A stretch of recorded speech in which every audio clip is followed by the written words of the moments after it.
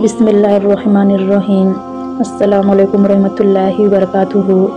क्या आप जानते हैं हज़रत फ़ातिमा रज़ी अल्लाह ताला अन्हा की तंदुरुस्ती जो अब के ज़माने में हमसे कभी ना होगा। नबी सल्लल्लाहु अलैहि वसल्लम की प्यारी और लाडली बेटी थी, जो इनके पास इतनी नेमतें थी कि अल्लाह चाहे तो अपने आप सब मिल जाता था।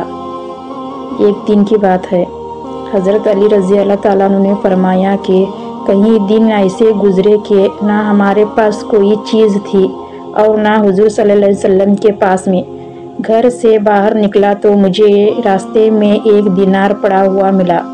थोड़ी देर में मैं सोचता रहा कि उसे उठाऊं या ना उठाऊं, लेकिन बाल आखिर मैंने उसे उठा ही लिया, क्योंकि कहीं दिन के फाके की वजह से हम बड़ी मुशक्क़त में थे।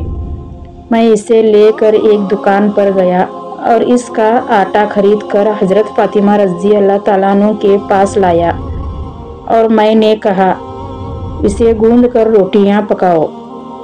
चनाचा वो आटा गूंदने लगी। भूख की वजह से इनकी कमज़ोरी का ये हाल था कि इनकी पेशानी के बाल आटे के बर्तन से टकरा रहे थे।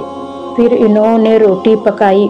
फिर मैंने हुज़ूर सल्लल्लाहु अलैहि वसल्लम की खिदमत में हाजिर होकर सारा किस्सा सुनाया। आप सल्लल्लाहु अलैहि वसल्लम ने फरमाया, तुम इसे खा लो, क्योंकि ये वो रोज़ी है जो अल्लाह ताला ने तुम्हें को गैबी खजाने से अता फरमाई है।